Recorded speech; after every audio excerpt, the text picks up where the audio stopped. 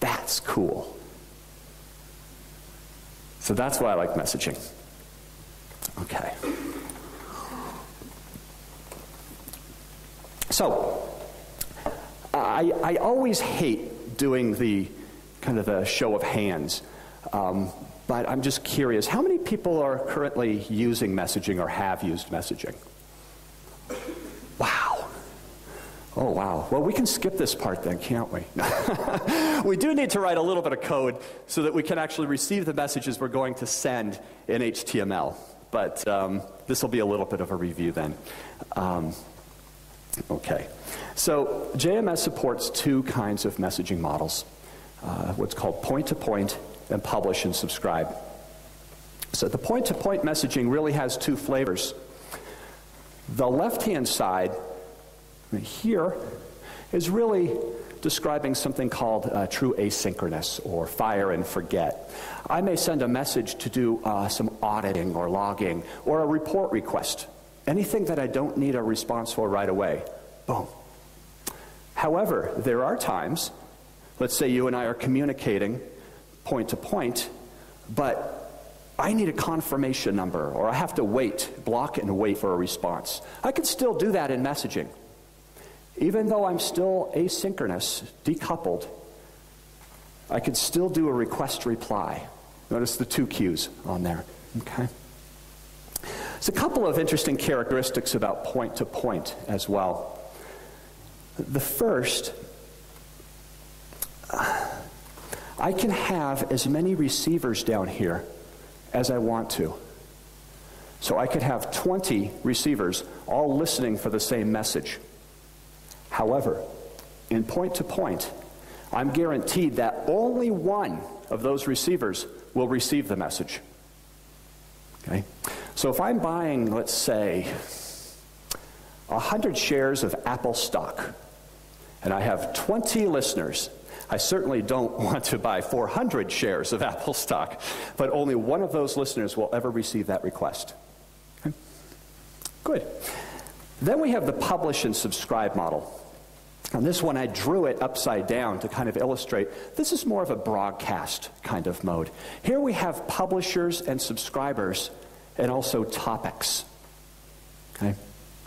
This is used to broadcast any sort of information. For example, a really cool use case for this is, how many of you know in your production systems right now how many exceptions you get a week? Wouldn't it be cool to write an interceptor that every time an exception occurs, you send that exception inside a simple text message and publish it to a topic? And then I can have a whole bunch of different kinds of subscribers all seeing that same exception. So for example, right here, I published that an exception occurred. This subscriber listens for all of those exceptions and simply does counts based on the number of exceptions. This is for metrics. How many exceptions of which type have I received? Kind of just does a little counter. This particular subscriber filters on certain exceptions and then sends those via email to some sort of production support.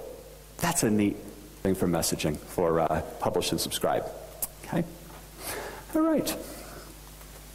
So I have mentioned the word message about 50 times. Let's see what one looks like in JMS.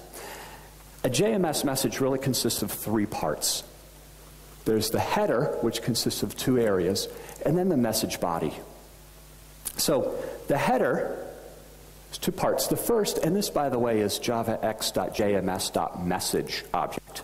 So the first part contains a lot of standard JMS properties, routing, timestamps, and these have getters and setters associated with them. Get JMS timestamp, set JMS expiration, so on and so forth. Then we have this area here where we can set our own properties. Okay? So if we have an XML payload, we're sending an XML message, and I need additional information, such as the, let's say the name and security for the trader. Well, I don't want to add that to my payload. I can simply add that to the message properties area here. Okay? And then we have the message body itself, which in JMS there's 5 types. Text message, which was what we'll be coding here, something very, very simple. The easiest way to send XML or a string. Then there's an object message, in which we can actually send a Java object to a queue and then receive a Java object. Be careful. What happens if we use an object message? Sounds pretty cool, doesn't it? I have Java. Right? This is JMS, Java Messaging Service. I have Java. I already have an object. It's pretty cool that I could just send that object straight to a queue or a topic, isn't it? I don't have to convert it into XML or any map or anything like this. It sounds cool, but it's not. First of all, I can't communicate with any other type of platform, can I? Because if I'm sending a Java object to a queue, what do you suppose my receiver has to be? Java. So much for the heterogeneous integration. Let's see. Suppose I have changed that object that I'm sending. Don't forget, messaging systems are decoupled. It's the beauty about messaging. I have a component here and a component here, and the two of them are in separate deployments.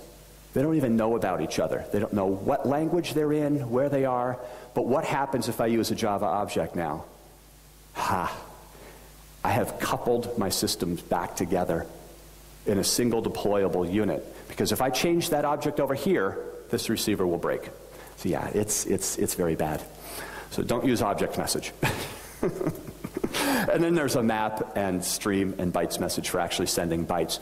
Tomorrow, one of the things I wanted to do during this keynote here, but didn't really have time, was to kind of send pints of Guinness, or let's say liters of vodka, to a queue and receive it. We'll code all that up tomorrow. It's quite a bit of coding, but we'll do that tomorrow at the unconference. Okay, great.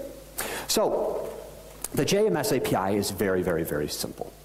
It really consists of a generic set of interfaces and then queue and topic specific. So these are the actual interface names. Per the spec, and we're going to code this 2 different ways, but per the spec, the JMS API specification, we have to get 2 things from JNDI: connection factory and our destination. Okay? Once we have a connection factory, we can get a connection. Once we get a connection, we can get a session. And once we have a session, we can create any of the message types, a message producer, and consumer. Okay? Now, you know, with JDBC, the transactional unit of work, the thing that we pool, typically is what? A connection, right? Here in JMS, it's actually the session that forms the transactional unit of work, which means applications will typically only have one connection, and then it will pool sessions.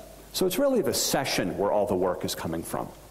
Okay, good. If we're using queues, well, it's pretty easy.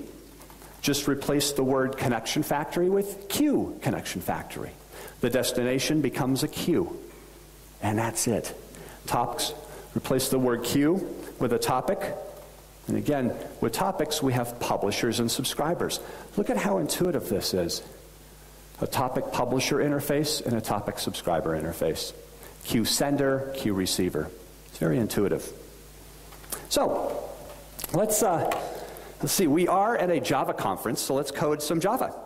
Does anybody here actually code anything in Groovy?